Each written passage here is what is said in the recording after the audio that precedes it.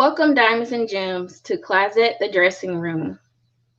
The purpose of this dressing room is to give you a perspective in the industry by chatting with professionals, innovators, creatives, and so much more.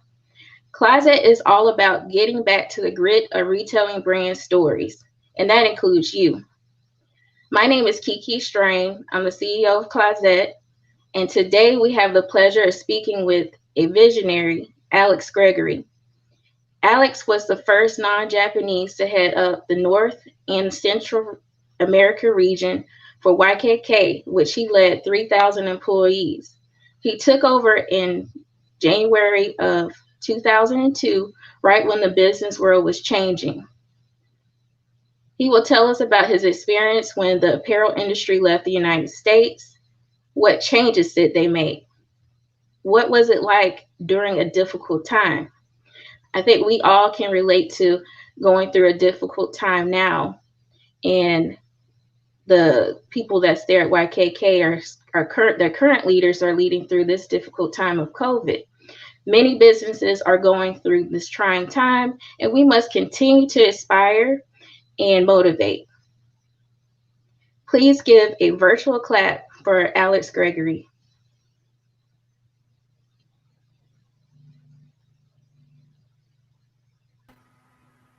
There I am.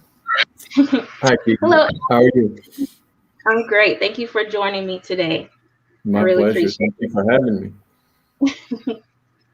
So, I just wanted to dive into a little bit of the history and your leadership by starting off with when you came on board to YKK as the president. It was a difficult time. Can you tell us about that shift? Sure, I certainly can. I became president in January 2002. 2000 was a year that if you talk to anyone, the textile or the apparel manufacturing side in the United States, they'll say 2000 was sort of the peak.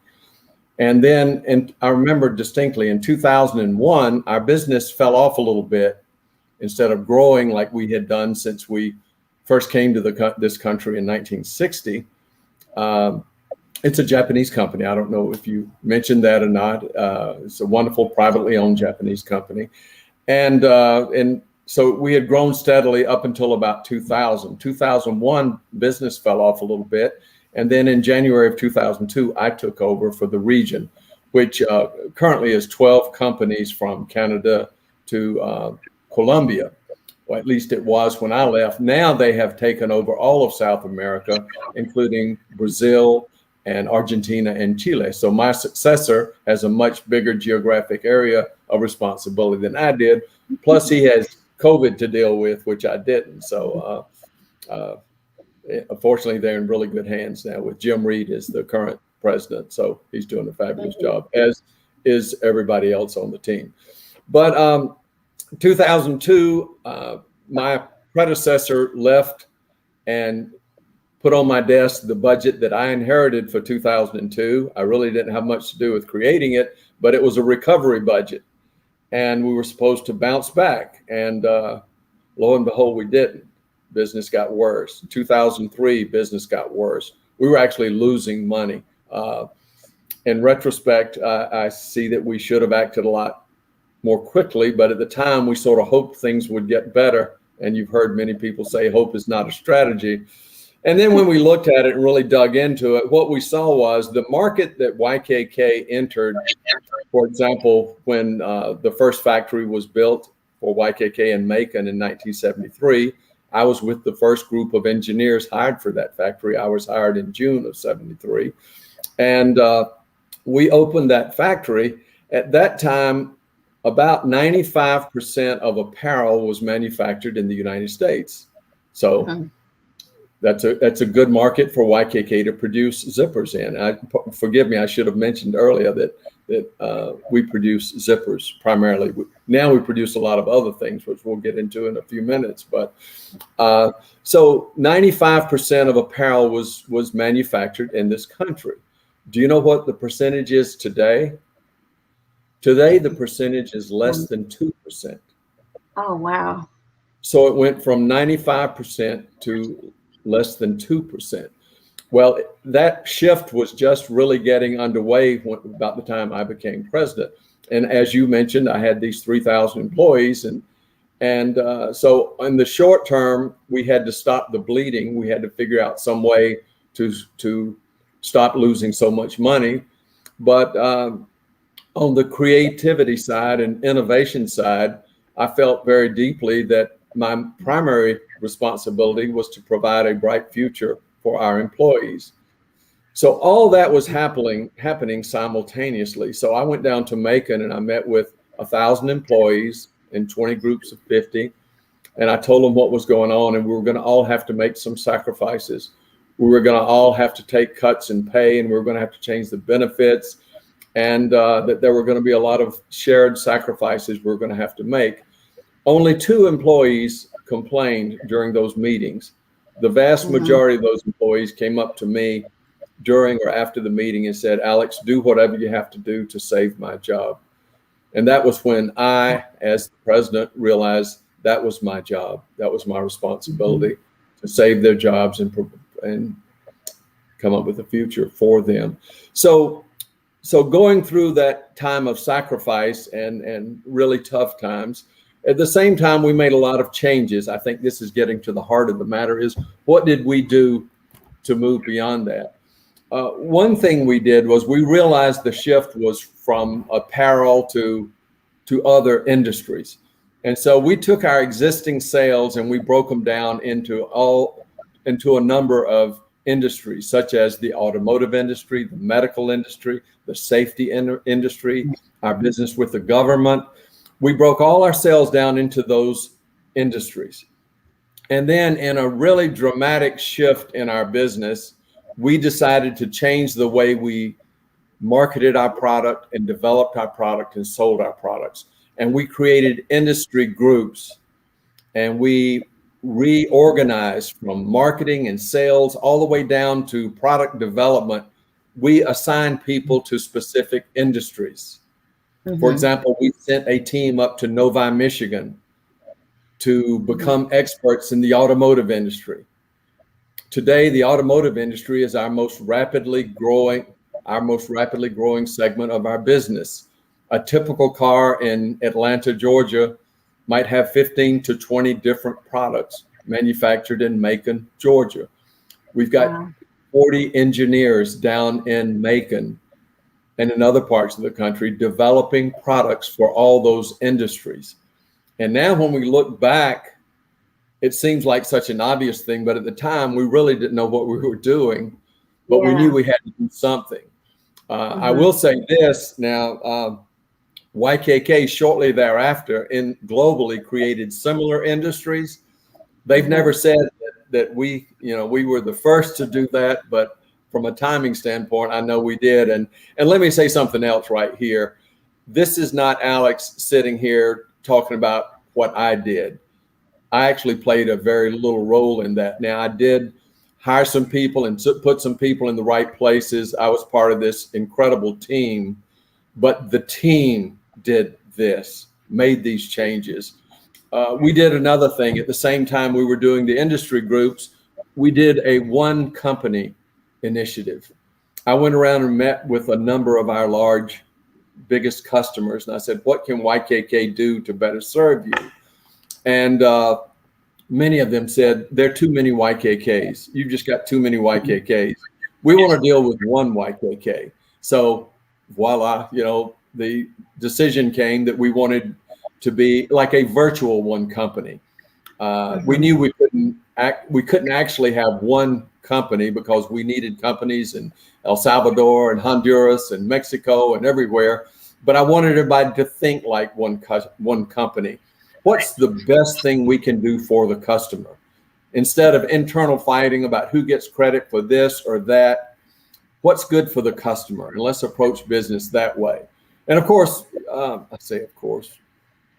everybody came around to thinking that way. And I even asked Japan to please be very careful with their scorekeeping. It might be better for us to transfer a business from the United States to Mexico if that's where the customer was. But our global company was keeping up with each company. So I said, please look at us as a region and let us approach business that way. I could go on and on, but the industry group and creating products for that, we tried to look for industries and products that were probably going to remain in this country. We knew the government with the Berry Amendment and other things that help protect business for domestic manufacturers. I should explain. The Berry Amendment says that anything purchased by the United States government has to be produced in the United States. If it's not available in the United States, you can get a waiver and you can import it. But if it's produced in the United States, they're supposed to buy that product. So we were looking for uniforms and other devices that were manufactured in the United States that we could produce products for. And of course, zippers, but we also make hook and loop. Our competitor is Velcro. That's what hook and loop is. It's the generic term is hook and loop. We make a lot of hook and loop related products, snaps and buckles and rivets and burrs and really everything that goes into a pair of jeans other than the denim and the label. Oh, one other story, let me tell you. This is, I think, very revealing also. Back in the time in the late 1990s, two of our jeans brands had 59 manufacturing companies in the United States, primarily the southeastern United States. 59 factories that were using our big old heavy brass zippers every day. We had like a pipeline going from our factory to their factories. A few years later, by the early 2000s, guess how many of those 59 manufacturing plants were still operational? Half? Wow. No, more, less than that? Less than that. Zero. They all closed down. They all closed down. I can't speak for the industry, but I guess the decision was made. It sure is a lot easier to deal with a contractor in Mexico or El Salvador or Vietnam or Bangladesh or some other part of the world than to take responsibility for a manufacturing plant and OSHA and EPA and EPD and the cost of brass and everything else. But for some reason, all 59 of those factories closed. So you can imagine the challenge that we faced trying to rebuild what we were and what we could do. And it was a crazy time, but the team did an amazing job throughout the region. Canada, everybody was developing products for industries and companies in their regions, and we were coordinating all that.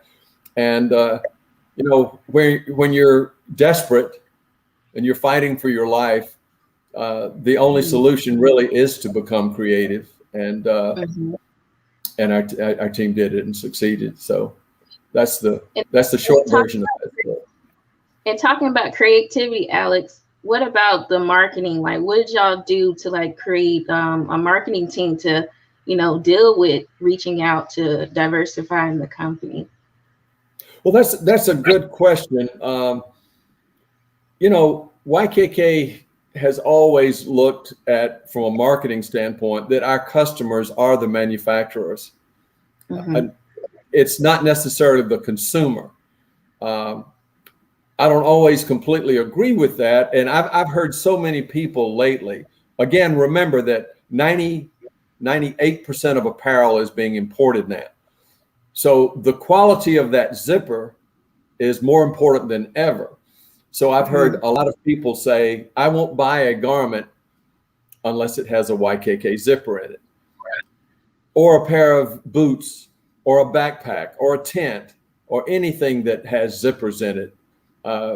So getting back to your point, that marketing, I've always felt that we should market more to the consumer. And we're doing some of that, but a lot of times we market to the manufacturers of the products, or we work very closely with the brand holders.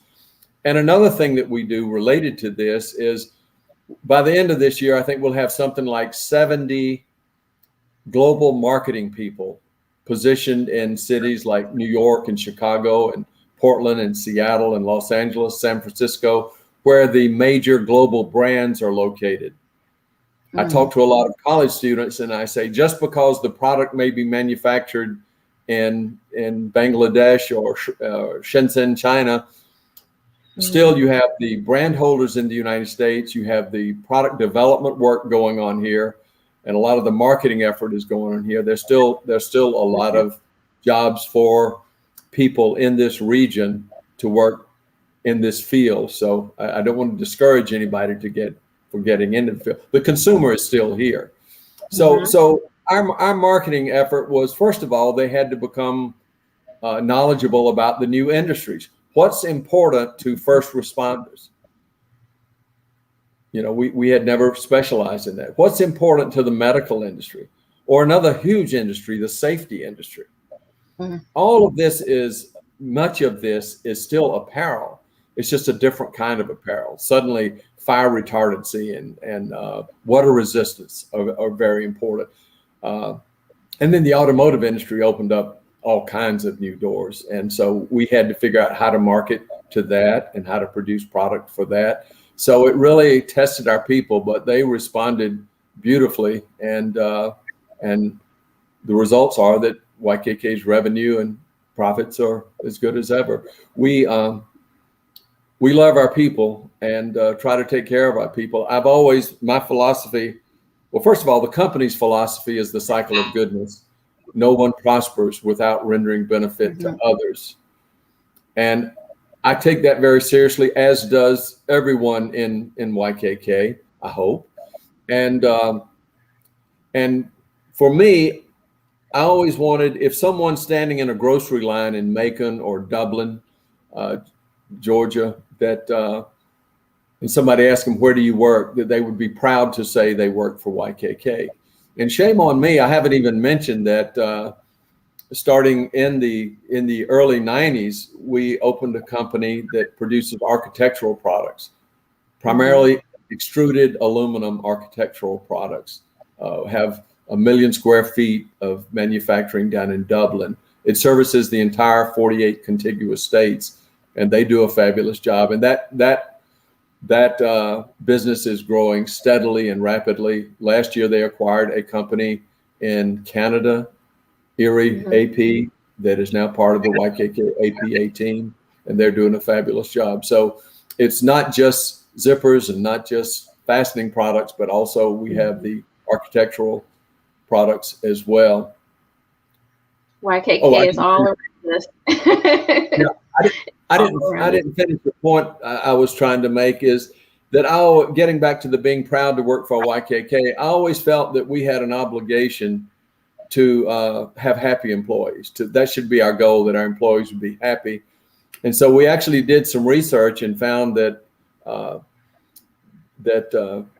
some surveys had been done, and they had in 55 different, Gallup had done a survey in 55 different countries, and found out in all those countries that the secret to happiness, it's not wealth, it's not health, it's not even your family.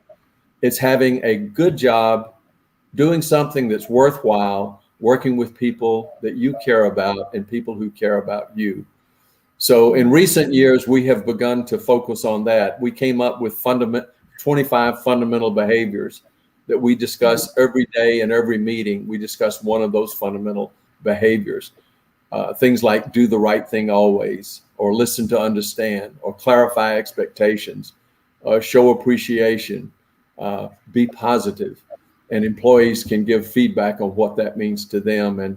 And we task all of our managers, of course, with living by those fundamental behaviors, which are all consistent with the cycle of goodness philosophy. Am I rambling too much for you? No, you're talking. Tell me more. Because people need to hear this, because the leadership, like talking about the cycle of goodness, everything comes full circle, like me talking to you today, which I appreciate. This shows that how invested you are into, telling this story, because someone needs to hear this journey. They're going through some difficult times, and they need to know that they too can, make changes and stay positive. And even if you have to take sacrifices, as a team, as a whole, to get to the greater side of, get to the other side, like, so these are very strong points that you're making. Well, thank you. We do take that philosophy very seriously. I used to attend a lot of meetings in Japan, and the founder of the company, Tadao Yoshida, he passed away in 1993. It was his philosophy from day one. And then his son, Tad Yoshida, took over when his father died. And I can't tell you how many times in meetings Mr. Yoshida would point his finger at us and say, your job is not to maximize profit. He said, I don't care what you learned in business school. Your job is to fulfill the cycle of goodness. An example of that, if someone showed that they were making a lot of profit on, let's say, a brass zipper for jeans, and they were making a lot of profit, in a meeting, he would say, how are you able to make that much profit? And they would say, well, we don't have any competitor. We can charge what we want. And he would get so angry, he would say, that's not the cycle of goodness. You're supposed to charge a reasonable profit. If you charge a reasonable profit, then the customer can buy more, the consumer will pay less, the consumer will buy more, and we'll hire more people and we'll produce more. And it brings benefit and good to everyone. And I think the CEO Roundtable a few years ago said now that more companies, more corporations are starting to look at all their stakeholders and not just the profitability side of it. So I'm just very proud to say that YKK has always felt that way. We look at our customers, our employees, and the communities where we work and live. And we consider all of them in every decision that we make. And I'm just so proud of the senior leadership of this company for consistently managing the company that way. And I tried to do the same thing to the best of my ability. You did. I just know from my personal experience, it's like when you entered the room, it was like magnetic, like people gravitated towards you. And you were always personable with, everyone, and getting to know like what's going on and wanting to know, and which I really appreciate as far as leadership. And do you think, going back to, because I know that you was in the reserves, like, do you think that played a strong part in the way you saw, your leadership role? Did that impact you a lot and how you conducted yourself? Wow, what a good question. You're the first person, I think, to ever ask me that question. I was in the Navy for 3 years. When I was at Georgia Tech, I was in the Naval Reserves. And then I went in the Navy for 3 years, and I actually remained in the reserves another 25 years and retired in 1998. But it didn't hurt. I think, first of all, I love the Japanese culture, and they're very hardworking people. You can't work harder than your Japanese friends. They just live, eat, breathe, work, and it's very admirable. I can't say they have the most balanced lives, but in the early years, when I started my career at YKK, I went to Japan for 3 months. They were building the first factory in Macon, and I went to Japan. Now we have 12 factories in Macon, 2.5 million square feet. But they were building the first factory. I was in Japan for 3 months, and there we worked really hard. And my job was to learn everything about the weaving department. I was a textile engineer.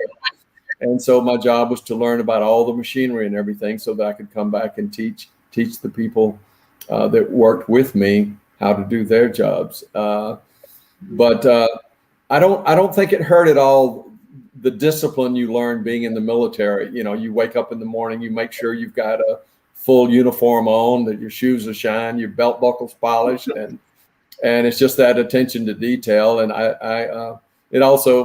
I was an early riser, and it didn't hurt because we worked early shifts and late shifts and everything else. So I think it was very compatible with the YKK way. But I must say I failed pretty miserably with balance in my life. And I always tell our employees, and I speak to a lot of college students, and I tell them, you have to take responsibility for the balance in your life. And if these things are important to you, it's important that you align your values up with the company's values where you're going to work. But I think a lot of companies like YKK, we look at things very differently now than we did in the early 70s. You know, we know employees value their vacation. We know they want to talk about that, flex time and everything else. We've adjusted along with everyone else to try and meet the needs of this ever-changing younger generation. And I remember one time getting everybody in our office. We had a small office in Marietta, about 35 employees. We were like the holding company for all these operating companies. And I got everybody together and I said, I don't want anybody sneaking out of here at 4 o'clock out the back door to go to your son's baseball game. I said, I want you to walk proudly out the front door. You know, I'm sorry, I always get emotional. I always get emotional when I tell that. Mm-hmm.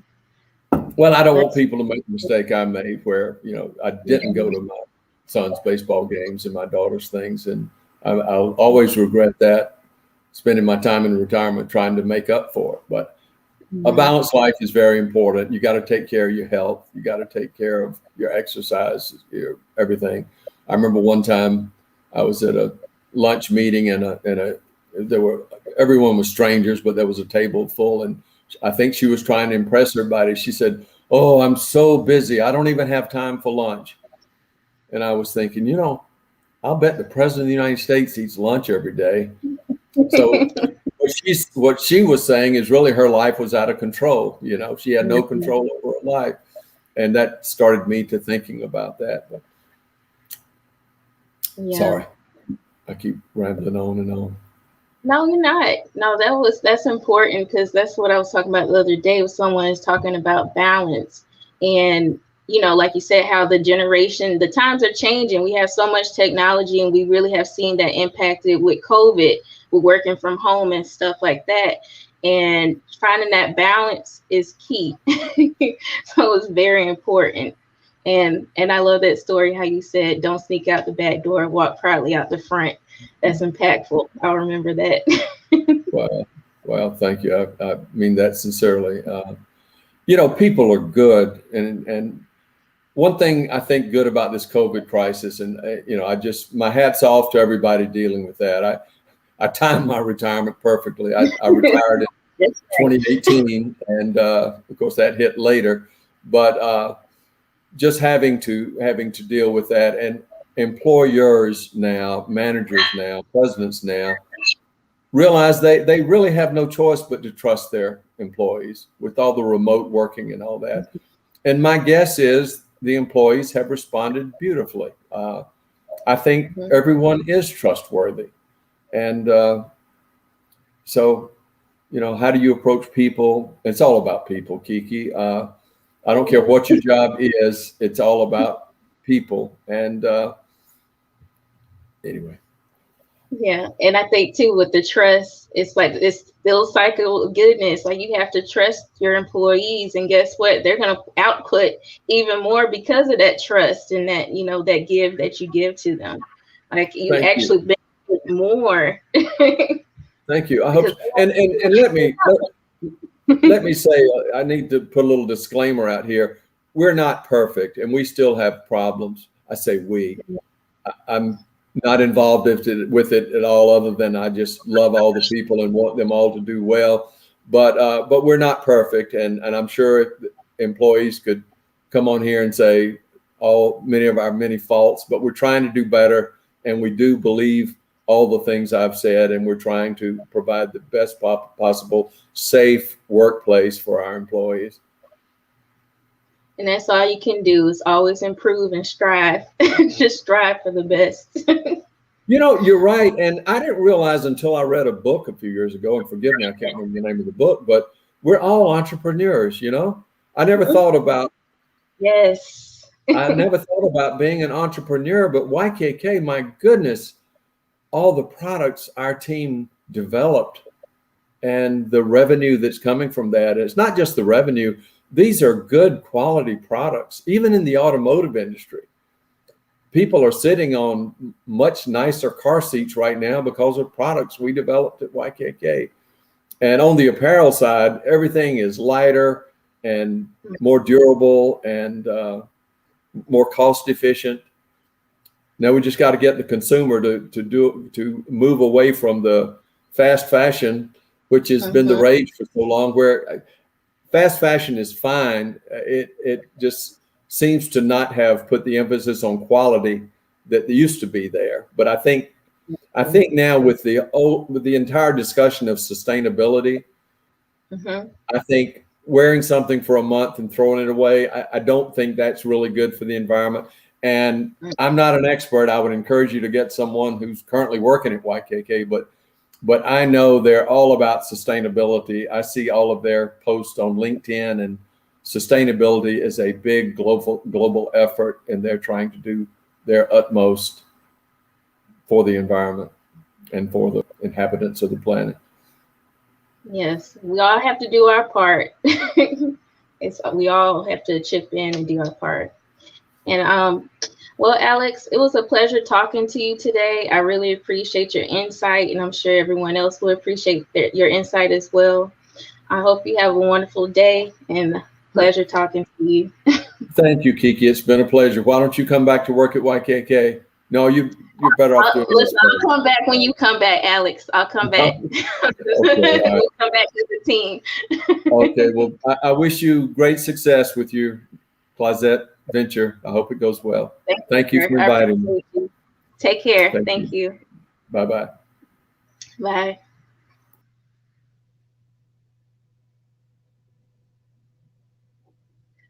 Well, thank you, everyone. That was an impactful moment with Alex. I appreciate him for being on here with us today. Everyone, just remember, I listened to a song, Man in the Mirror, today, and we all have to make a change. That's my quote for us today. Remember to follow YKK. You can follow them on their IG at YKK_USA. Also, Alex is teaching, a residence at Georgia Tech, so you can follow Georgia Tech on their IG at Georgia Tech. And remember to subscribe, and let me know in the comments what other information industries, professionals that you would like to learn about. Remember to tune in and follow us on our IG at _KLAZET_, and as you can see, it's scrolling at the bottom. So remember to treat people with kindness, learn from one another, grow together. Thank you, Diamonds and Gems. I will see you next time back here in the dressing room. Take care.